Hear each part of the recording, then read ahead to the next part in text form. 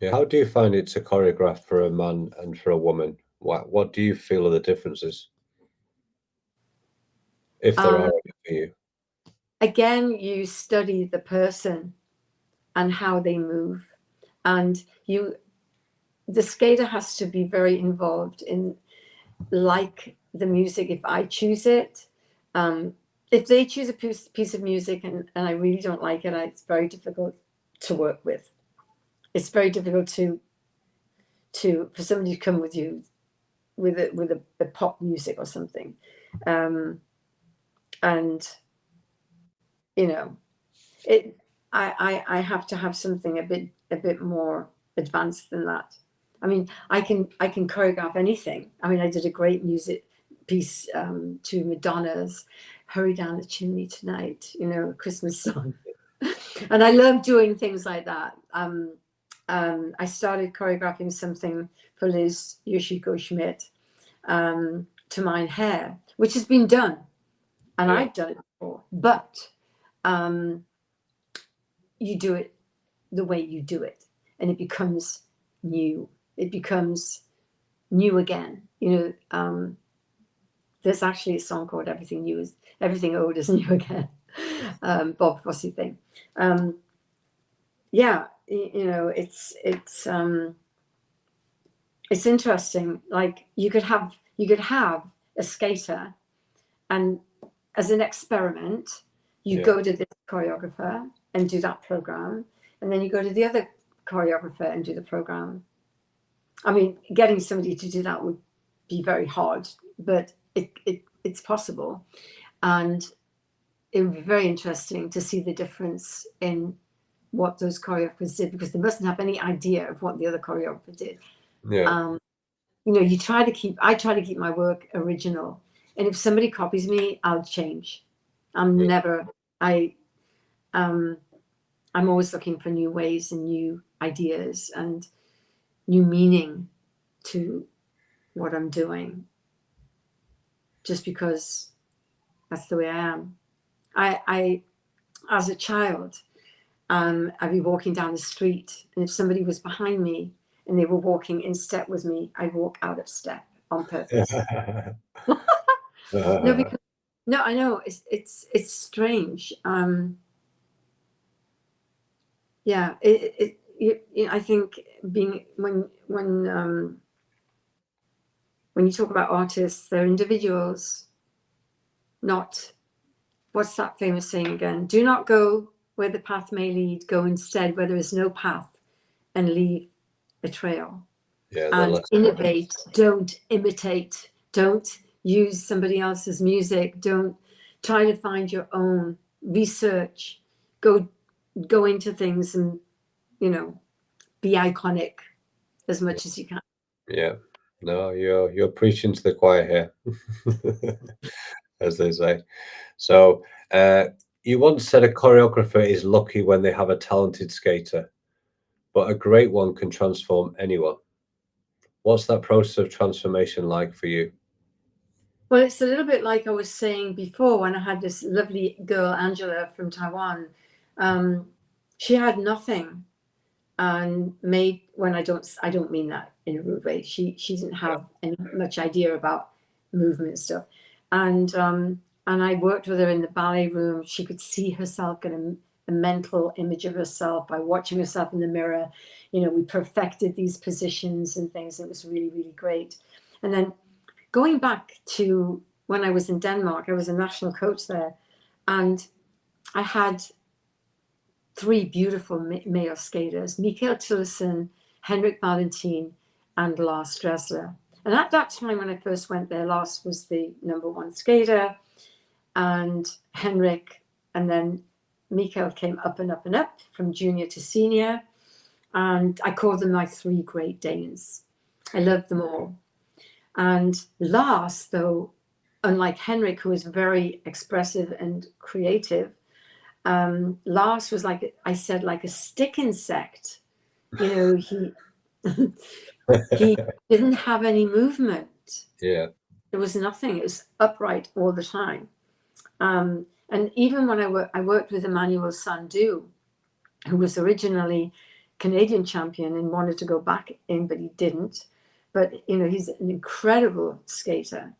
But when we were working together, I tried to get more body movement into him. He was very tall, and it came out beautiful because the body movement was ways of moving that he hadn't moved before. And he was trained ballet dancer, so he was incredibly impeccable in movement, pointing his feet, his gorgeous edges, gorgeous flow, you know, fabulous jumps, spins, everything. But for me, my job was in between and trying to bring something out that hadn't been brought out before. And that's what we're talking about, is like trying to evolve the person. That's why some people say it's life-changing, because it's very, it makes them feel very alive. Yeah.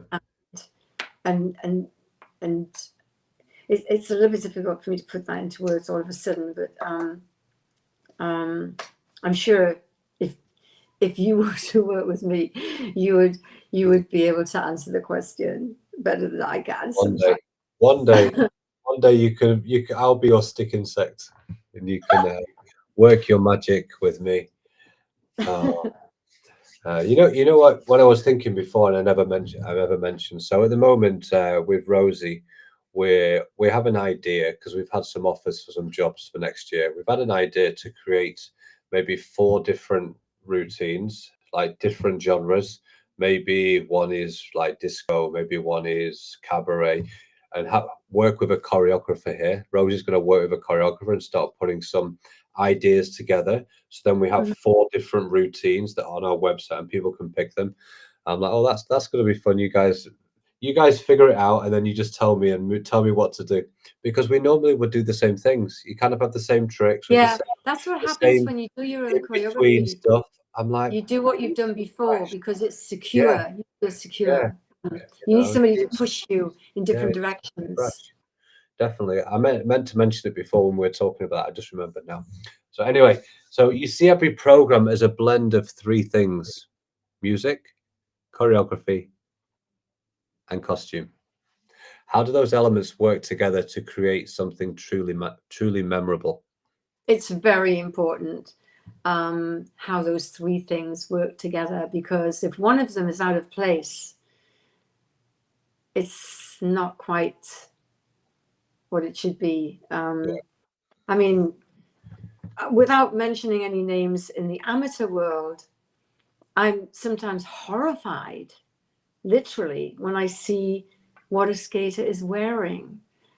Because the most important thing with a costume is that it suits you, it suits the music, and it looks great on your body. Because your body, okay, humans wear clothes, animals don't. So we have to wear clothes. Yeah. But when you see a lot of, sorry, I'm changing the subject a bit here, but when you see a lot of dancers now, they're losing costume things. They want to look as naked as possible, because what they want to do is to show their amazing movement that they are performing with their body. Yeah. And it's a beautiful thing. There's nothing to be ashamed of. Yes, there are some things that I see that I think are completely vulgar. In certain types of performances, certain types of dressing can be vulgar. But what I like to see is something tasteful and as beautiful as possible. You approach your work more like a dance choreographer than a skating one. What can figure skating learn from the way dance treats choreography and creative freedom?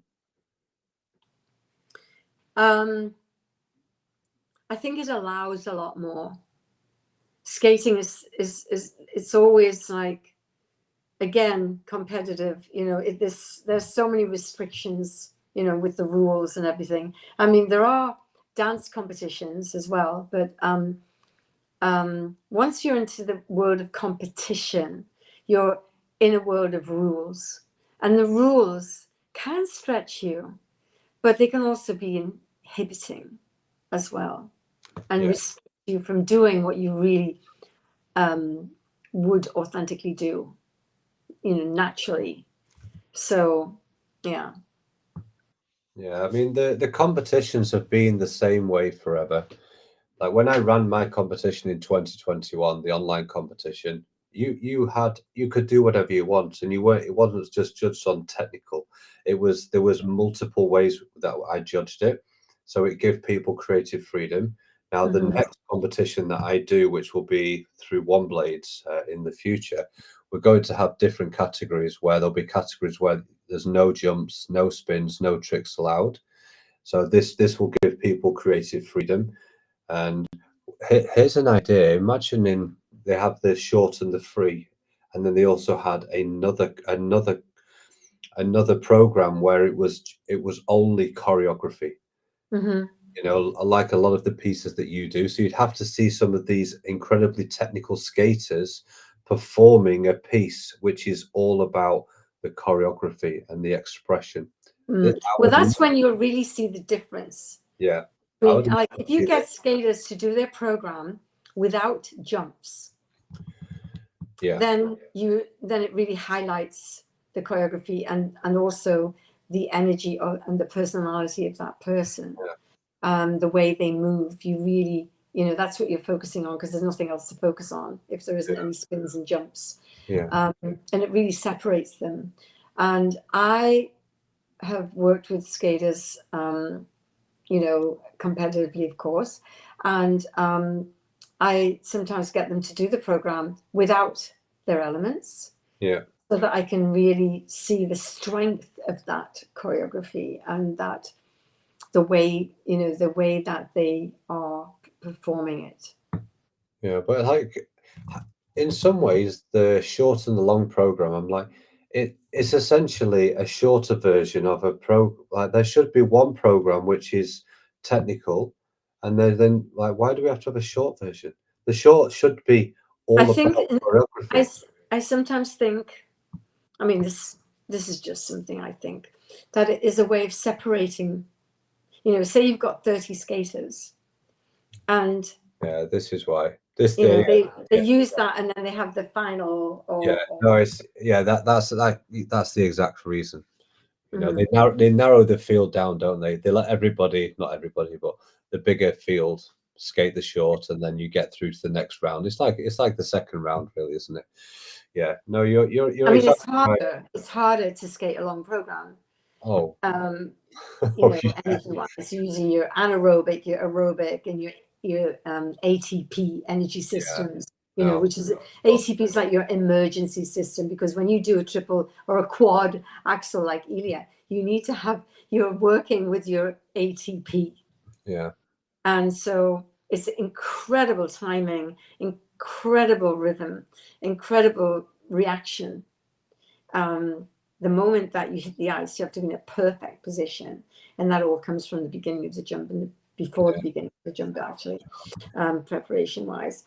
yeah, And they're almost like astronauts, these guys. They really are. And I don't know what the outcome will be in years to come, how it'll affect their bodies, but they train so hard to strengthen their bodies to cope with it.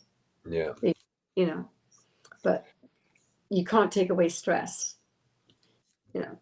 These yeah, pair skaters who get thrown, they get thrown. God knows how many feet it is, but way above the head of the partner, into a throw triple flip or whatever it is, and they come down on the ice from that height. So the higher you are in the air, the more the impact is on the landing. And when you think, the first thing that hits the ice is your toe pick, yeah, and it's a steel blade. You're not in a ballet. You don't come down like through your natural foot through there. And this is why skaters, just changing the subject a little bit here, a friend of mine, Vakhtang, I can never say his last name. Back time, forgive me. Mervand, anyway. He was 11 times Georgian champion, and he works tremendously with his strengthening his feet. Because when you think about it, your feet are inside of a very, very hard boot with very, very stiff sole, then steel underneath. So you have to have a very strong foot, strong muscles and bones, because it's like you're in a cast. You know, when you break a bone and they put you in a cast, and your muscles shrink because you're not using them. So you need to be able to fight against that boot inside. So, you know, your foot's inside the boot. And you've got to be able to control that. And it's like working from being imprisoned inside of that boot. So you have to be extremely strong. And if you don't keep your feet strong, everything's connected. So your calf muscle, gastrocnemius, and your tibialis anterior and all of that take a lot more of the strain as well, you know. So you have to strengthen your feet and to point your toes, which I'm fanatical about. I love skaters to point their feet, and I usually have my boots cut right down at the back with padding and all of that kind of thing. We did that years ago before they started doing it more. Okay, so you've worked all over the world. Do different countries bring unique artistic styles to the ice that you especially enjoy exploring? I don't know about that. I mean, when I've gone out to work with people in different countries, it's really it's all this, not the same, but we're all human, and so it's like, and I haven't been to the Far East. I still haven't been to China, and I haven't been to Japan. I've been to Russia. I've been to all over Europe. I've done tours when I was skating, like going from one country to another. Couldn't even remember where I was the day before. You know how that is. And then South Africa, I went to do a couple of shows there. But it doesn't make any difference to me. No. Do you feel that there's some choreographers from other countries and other nationalities that bring a different flavor? Because it might be more along those lines than the actual skaters.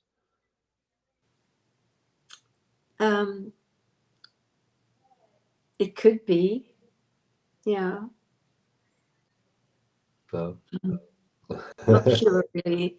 I mean, I've had skaters from China, from Taiwan, and I've got a girl coming from Kuwait this month. Wow. And I've been to Abu Dhabi as well. I had a skater there who was the only male skater in Abu Dhabi, which was, a wonderful experience. Yeah. It's great going into other countries, especially countries like that, Arab countries. But when you work artistically with people, there's no barriers. There shouldn't be any barriers, or we're all bodies. Yeah, because one of those questions you feel like, oh, the answer is obviously yes, but then it's like, well, actually, no, it's not actually, because then when they work with me, then you kind of it's they're coming into your world, aren't they? Well, Regardless that's of it. where they're from, Yeah, it's your world. yeah. So, Yeah. Okay, so if you could change one rule or part of the judging system to encourage more creativity, what would it be? Well, I think that the people who are judging or technical specialists need to be very experienced in, if they're judging choreography, then they should be able to choreograph themselves. Yeah. It's not, they have these exams that people can do and come out as a qualified choreographer from doing exams on paper and history and things. The only way that you can become a great choreographer is by producing choreography. That's how you become a great choreographer or a master choreographer, through the production of your work. Yeah, by doing. You have to do it. Yeah. Many times. Mm-hmm. Looking ahead 10 years, how would you love to see skating evolve artistically and culturally? Well, I would love to see skating definitely evolve artistically. It drives me around the bend when I watch competitions and I see the mechanics, although I completely understand it's about competition. So they want to see, who does the most quads, or who does the best spins, or who, invents something new. Inventing something new is great, but it's not a whole program. And so it would be great to see somebody who could actually put it all together in a creative way. So there would be, what's the word I'm looking for? Not, it's like incidental. So the jumps, the spins, and the steps are integral parts of the program. They are the program. They're not parts of the program, I should say. There's no separation, like they pop a jump out of, like in the ballet world or the dance world or whatever. You don't see this massive preparation coming up before they do something. It's like boom. I wish that skaters could be. It's so difficult, though. I mean, it's very difficult to do. The in between should be as important as the jumps. They should flow into each other. Now it's very hard once you start getting into the quads. I mean, I can't even imagine to I mean, try. it's a different thing. The competitive world is a completely different, not completely, but it is a different thing to just performing, because, they know they're being judged. And so as soon as they step on the ice, they're being judged. Yeah. And it's not a good feeling sometimes to be feeling judged in any way. Yeah. And we all do it. We all judge other people. We all are judged. It's part of humanity, I guess. Even animals will judge you, instinctively. But future, in 10 years' time, these new blades that you have, warm blades, could help to evolve. Like the toe pick, you can choose the different toe pick and different aspects of a blade, or a different type of boot, or the physical development of the human body through the internet, technology, AI. So, I mean, my favorite skater, I think, of all time, is Kamila Valieva, who was banned from skating because of this drug. And I don't know anything about drugs very much at all. So I understand that they don't want people enhancing themselves, but and I can't really say anything except that there are people like the Beatles who grew their brain through what they were taking, whatever that was. I read about that, how it expanded their brain, but it's unnatural. it is it's not a natural practice. And I think skaters, they take vitamins, they eat certain foods, they do whatever they can to make that body work better, to make their body more refined, more beautiful, more strong, more flexible, so that they can get through their their long programs that are so heavily there's so the technical elements are so much to deal with. It's very hard to do a quad at the end of a program, or even a triple for girls, so they want to be able to try to be as strong at the end as they were at the beginning, and they train to do that. They train and train and train with different methods to become strong, strengthen their cardiovascular system, mentality. They use psychologists, sports psychologists. Yeah. Thanks for watching. Click the link in the description for the final part.